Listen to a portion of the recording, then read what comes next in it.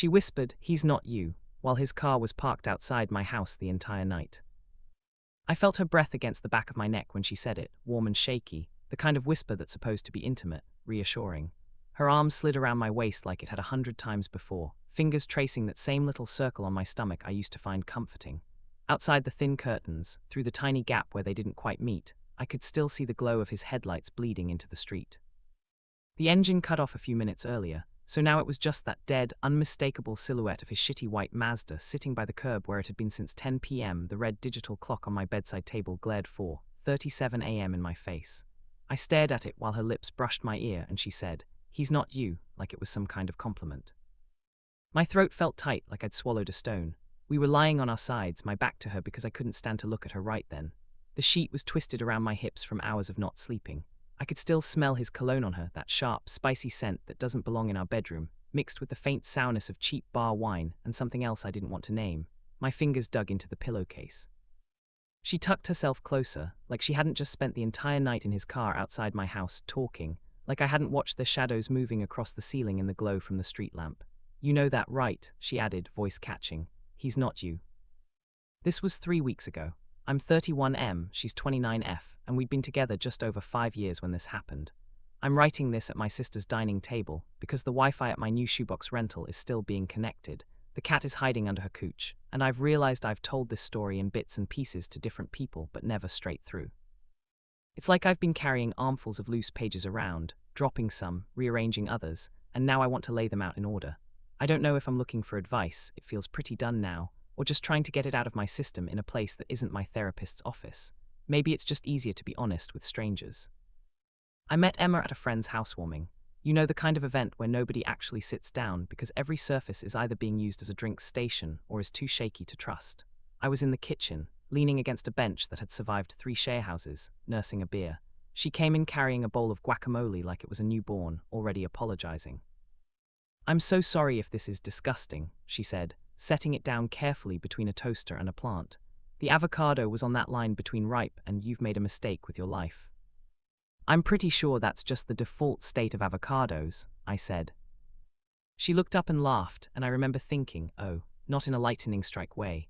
More like when a song you've heard in the background a bunch of times suddenly clicks and you go, oh, that's actually really good.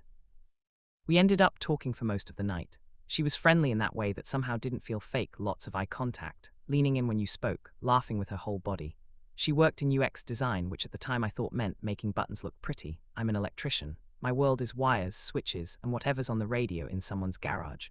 She explained it to me with the patience of someone who's had to justify their job to 100 relatives. "So you're like a feelings engineer," I said at one point. She snorted, "Yeah, sure, that's going on my business card." Our friend Mark told me later that she'd asked about me the next day. I played it cool, but apparently not that cool, because he texted us both in a group chat with something like, "Since you two were glued together all night, can we skip the months of painful flirting and just say you're going on a date next Friday?" We did. It was easy at first. We were both living in crappy sharehouses across town, so dates involved a lot of meeting halfway, cheap Thai walks by the river, movie nights with whatever Netflix coughed up. She liked that I could fix things. I liked that she cared about whether an app button felt right to a user. She'd walk past a cafe and point out how the chairs were arranged and how that made people sit in certain patterns. I'd point out dodgy wiring in shop fronts and mutter about cowboy sparkies. We made fun of each other's obsessions, but gently. Early on, she told me about her ex, Matt. "We started dating in uni," she said one night, curled up on my bed with one of my hoodies on. "He was that guy, you know, loud, funny, super charismatic, the life of the party type. Everyone loved him." "What happened?" I asked. "He loved everyone back," she said wryly, "at the same time. He cheated on her with a girl from their course, then another. Classic serial cheater. She found out because someone sent her screenshots of his messages and a photo of him leaving some girl's house at 6 a.m. He kept saying, 'She's not you,' she said, rolling her eyes. 'They're not you.' Like I was supposed to be flattered I was his emotional favorite while he slept with half the campus." "That's gross," I said. "Yeah," she said. "So if I ever start saying some shit like that, slap me." I wish I could tell you I remembered that conversation in the moment, when she whispered those exact words into my ear years later. But hindsight is a bitch like that.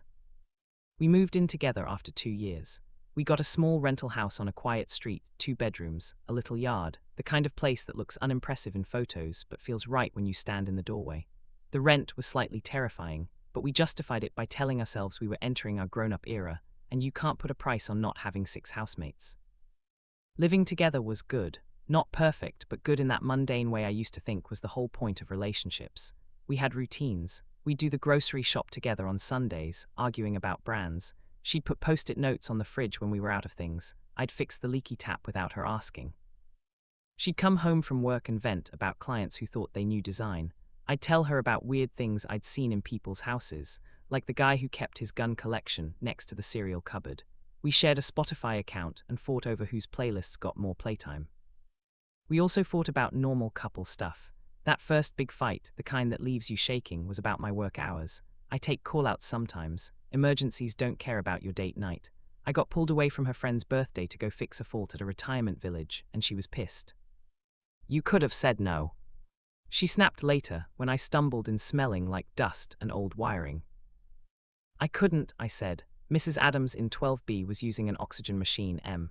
The power was out in her unit. What did you want me to do? Tell her to hold her breath? She'd glared at me, then deflated a bit. I feel like work always wins, she said. We worked it out, compromised. I promised to say no to non-urgent overtime sometimes. She promised to not take every call out personally. We apologized. We had make-up sex. We kept going. The first time I met Matt in person was at a bar about 3 years in. I knew they'd stayed friendly in that weird modern way where people's exes become recurring characters on their social feeds. She'd occasionally mention him. Matt sent me this meme, it's so stupid, in a tone that was more eye-roll than sigh. I didn't love it, but I also didn't want to be the insecure boyfriend. She was honest about it, right? That counted for something. One night she said, "Hey, Matt's going to be at Lucy's thing tonight. Is that going to be weird for you?" I shrugged. "Nah, I'm not scared of your fuckboy ex," I said, trying to sound casual. "Good," she said, grinning, "because he's pretty short, so it'd be embarrassing." At the bar, he was exactly what I'd expected. Tallish, bearded, too loud. He hugged her a second too long, then turned to me with that, assessing the competition, look men think they're hiding. "So you're the famous Harry," he said, sticking out his hand. "Apparently," I said, shaking it. He sized me up, nodded. "Good to finally meet the guy who stole her," he joked. "She left," I said before I could stop myself. I was just standing there. Emma snorted, punching my arm. "He thinks he's smooth now," she told Matt. Matt laughed, but there was a flicker in his eyes I filed away and pretended not to. The night was fine. There were no dramatic scenes. Matt and I even ended up talking about footy at one point. Still, when we got home and I closed the door behind us, I realized my shoulders were up around my ears. "You okay?" Emma asked, kicking off her boots. "Yeah," I said. Then, because I promised myself I'd be honest with her, "I don't love how he looks at you." She made a face. "He looks at everyone like he's auditioning for something," she said. "Ignore it. He's not you, you know that, right?" I did remember that she'd heard that line once in reverse. It felt different when she was saying it, though, like she was patting me on the head. I decided not to push it. The next year or so was uneven. Life stuff happened. My mum got sick. Emma was great through that, came to hospital visits, sat with me in waiting rooms. She got a promotion at work, which meant slightly more money and a lot more stress. Their company went fully remote during the pandemic, then hybrid, and suddenly her work life moved from the office to our dining table. That's when the new behavior started. At first, it was easy to chalk up to lockdown weirdness. We were around each other basically 24/7. She did Zoom meetings in nice tops and pajama pants. I came and went in my high-vis and mask, sanitizing my hands until they cracked. She'd be in her headphones laughing at something her coworkers said, while I was on hold with suppliers listening to tinny hold music. When restrictions eased, and things went partially back to normal, she made a point of going into the office at least 3 days a week.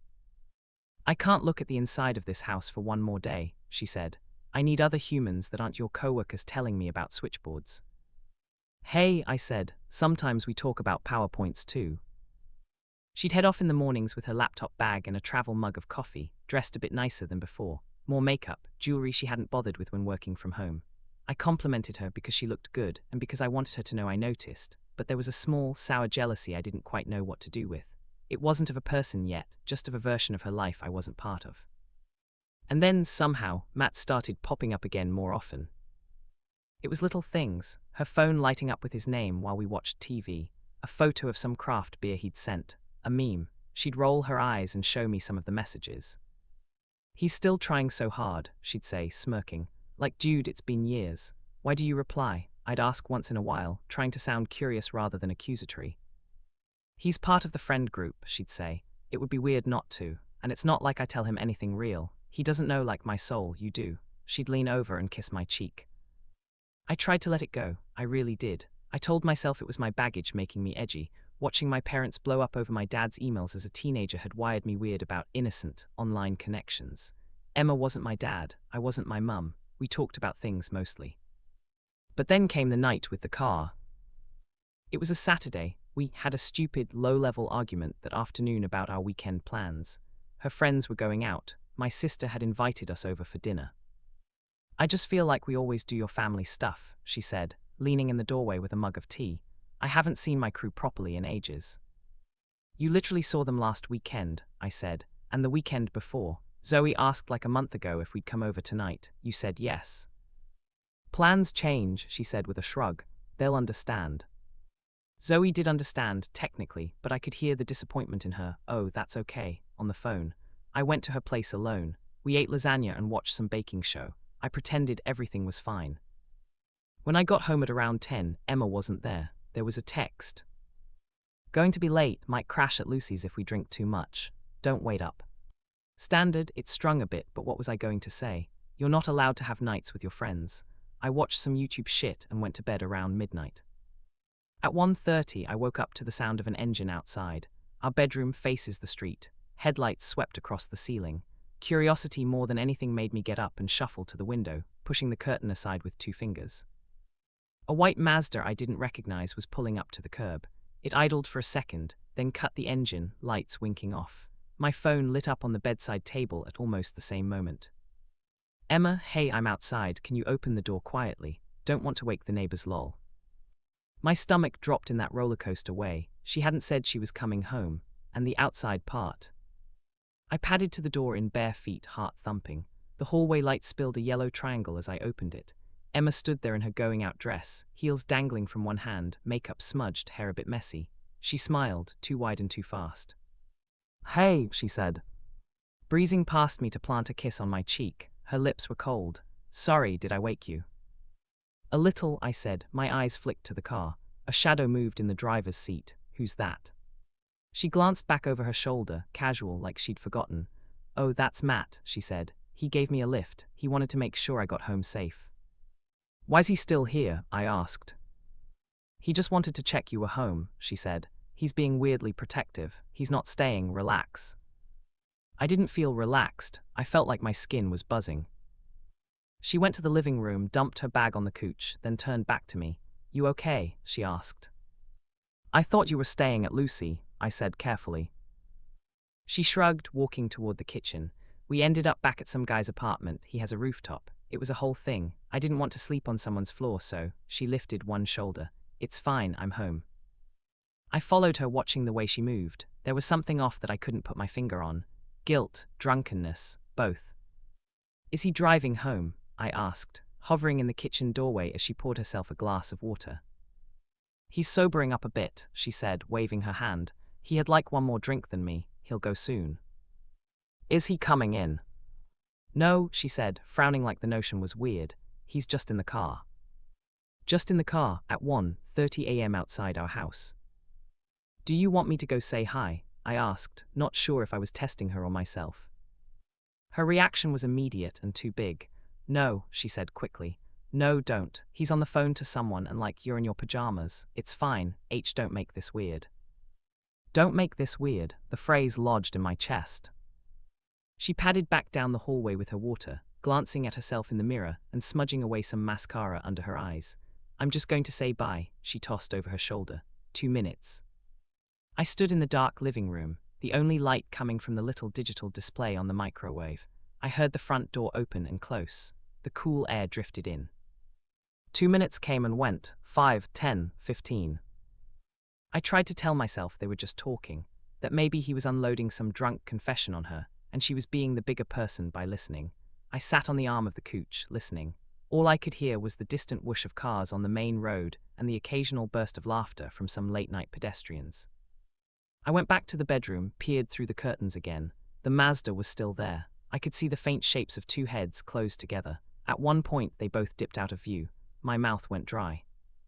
The thing about catching glimpses through frosted glass and curtains is that your brain fills in the gaps with the worst possible versions.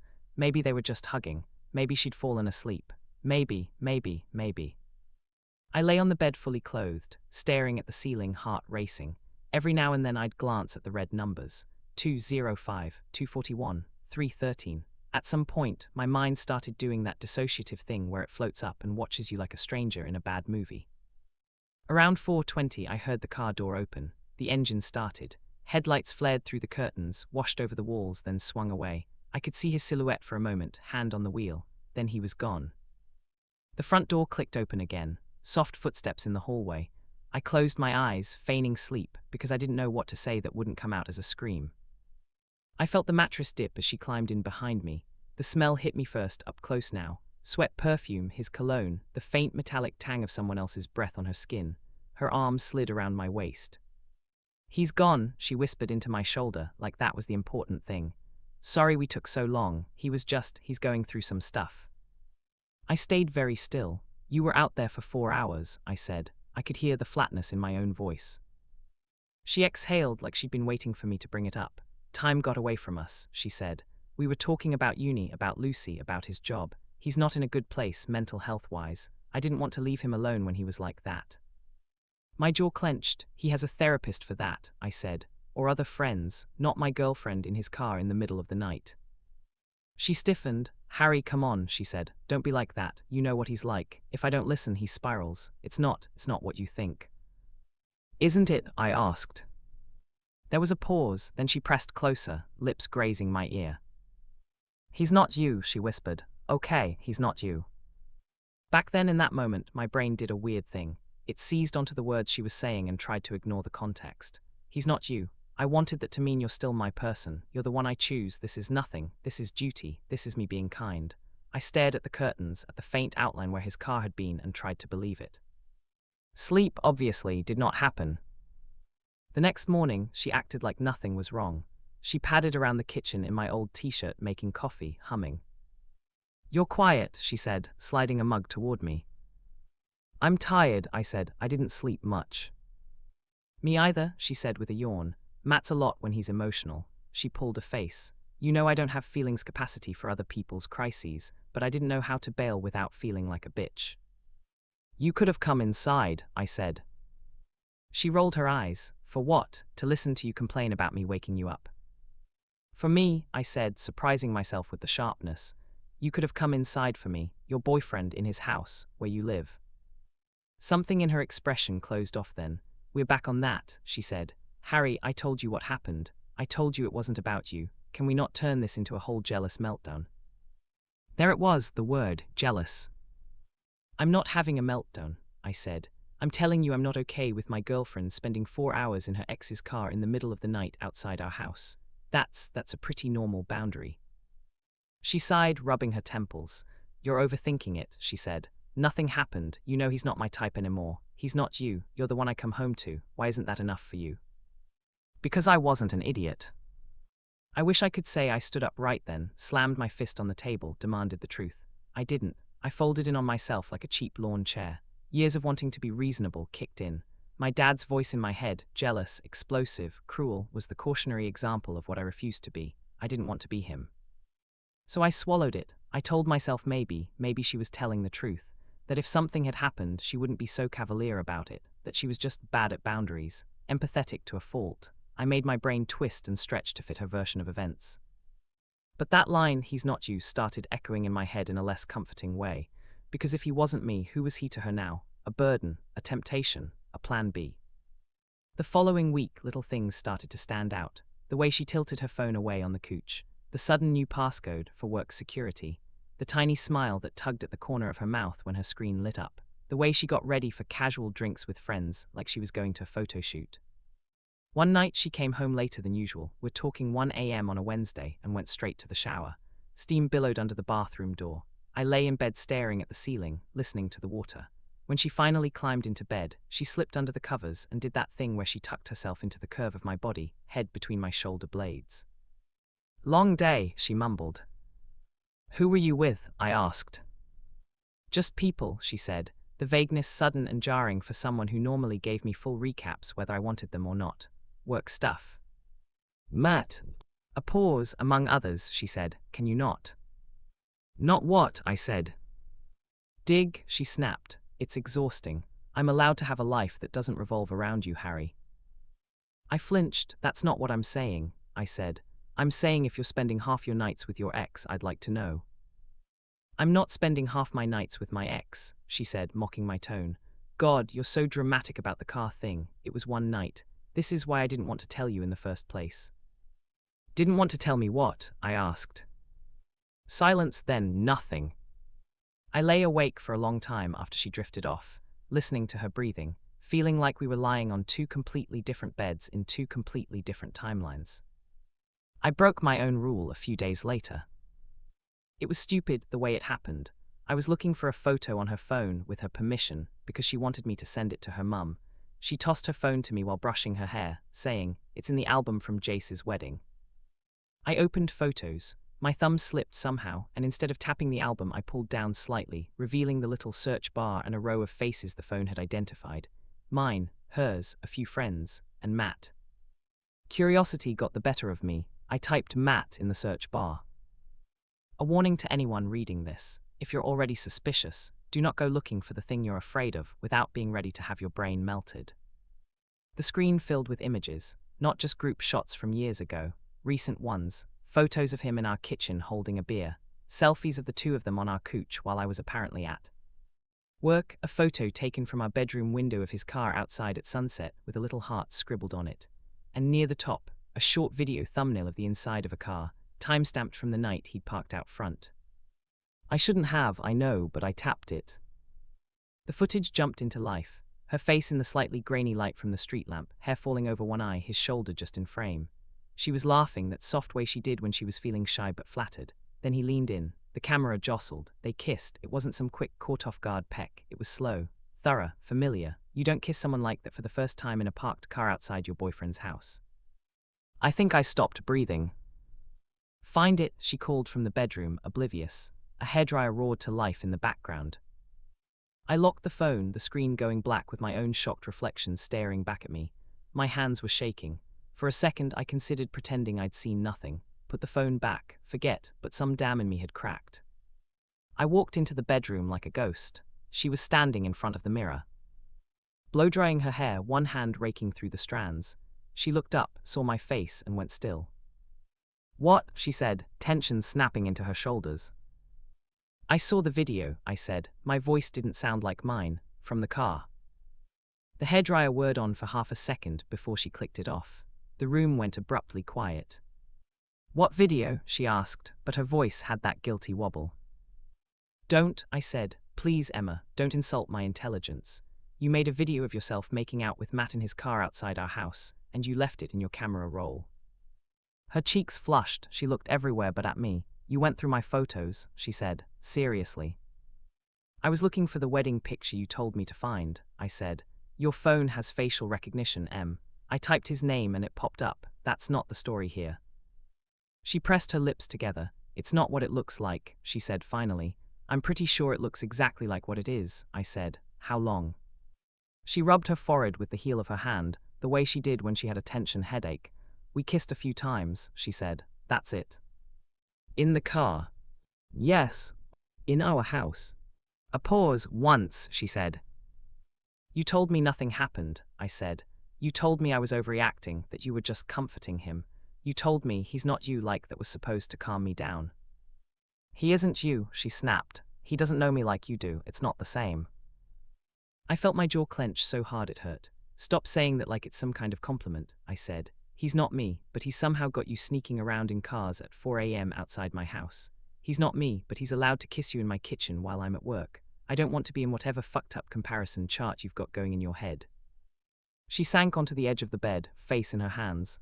"I'm sorry," she said. I didn't plan it. It just happened."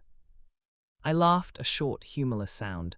Kisses do just happen with your ex in your boyfriend's car outside your boyfriend's house, I said. You chose it, you messaged him. You stayed out there, you filmed it. That was him, she said quickly. He thought it was funny. Did you think it was funny? I asked. She didn't answer. There's a part of me that wants to write that I screamed, or threw something, or stormed out dramatically. The truth is less cinematic. I sat down on the dresser stool because my legs felt weird. Why? I asked. We weren't unhappy. Not like that. You never said you wanted out. You never said you were tempted. You just let this happen and then let me take you back to bed like nothing was wrong. Tears spilled over then, quick and ugly. I don't know, she said. I do know, but I don't. Seeing him again, being around him, it stirred all this shit up. The history, the chemistry, whatever, and you were so good. She said it like an accusation. You were here, being reliable and kind and fixing things and asking about my day, and he was out there making me feel, 17 again. So this is my fault for not being a walking mid-2000s teen drama, I said. That's not what I'm saying, she said quickly. I'm the one who fucked up, I know that. Things between us haven't been the same since your mum got sick. You've been somewhere else in your head, and I didn't know how to tell you I felt lonely without sounding selfish. With Matt, it was easy. It was already broken once. There was nothing sacred to protect anymore. I stared at her. So you went back to the guy who shattered you because it was lower stakes than asking your boyfriend to look at you properly. Yes, she said, voice small. No, I don't know, I'm trying to explain something messy, Did you sleep with him? I asked. She swallowed, her knuckles whitened where she twisted the bedspread. Not in the car, she said. In the house. Silent. Something inside me, the last little bit that had been clinging to denial, snapped. My heart was pounding so hard it felt like it was in my throat. How many times? I asked. I do, she started. Ballpark, I said. 10, 20, every time you said you were staying at Lucy. Stop, she said sharply. You're making it sound like I'm some monster. I'm not. I thought of his car outside, night after night, the staying over, the mornings she came home with that distant look. Right now, I said, how you sound to me is less important than what you actually did. She glared at me through her tears. What do you want me to say? She asked. That I'm a terrible person, that I don't deserve you, that you're better than him because you are okay. He's not you. He's impulsive and irresponsible and he hurts everyone he touches. You're solid, you're kind, you actually show up. That's why this is so fucked, because I know I'm sabotaging the best thing I've ever had for someone who already broke me once. Then why are you doing it? I asked, my voice cracking. She whispered, barely audible, because he's not you. I just stared. Do you hear yourself? I said. You're using the exact same line he used on you to justify betraying me. She flinched. I saw it land. We sat in that room for a long time, both crying in our own ways, her messy and loud, me with that horrible, silent leaking of tears you don't even notice until your shirt is damp. Eventually I said, I can't be with you if this is still ongoing, if he's still in the picture like that, if you're still choosing him in any way. I ended it, she said quickly. After that night, I told him it was a mistake, in the car. In his flat, she admitted. So you fucked him one more time to say goodbye? I asked. She grabbed the nearest thing, one of the throw pillows, and hurled it at the floor in frustration. That's not fair, she said. None of this is fair, I said. We went round in circles for days. She begged, promised, tried to prove she could be trusted again. She wanted to go through my phone so we're even, which told me everything I needed to know about her understanding of trust. She blocked Matt in front of me, then unblocked him by accident and reblocked him. I didn't believe 90% of what she said, but I also wasn't ready to completely let go. 5 years is a long time. You don't just take that off like a jacket. Then came the final straw, the stupidest little twist in a story that was already broken. Matt had a girlfriend. I didn't know that until his girlfriend messaged me. Her name was Sarah. She DM'd me on Instagram, of all places. Hi, the message started. You don't know me, but I think we might need to talk about Emma and Matt. My stomach dropped. Here we go again. We compared notes. Her timeline of when she'd started dating Matt overlapped perfectly with my timeline of Emma's, Matt, going through a lot, excuses. He'd been two-timing both of us at the same time. Emma had told him we were basically over, apparently. He told Sarah he and Emma were just friends who had history. I wish I could say I was shocked. Mainly I felt tired, so tired. I told Emma about the message. She had no right to go through his phone, she said first, which okay. Sure, that's your first reaction. She had every right to know, I said, just like I did, which by the way she does now, about you. Her eyes widened. What did you say?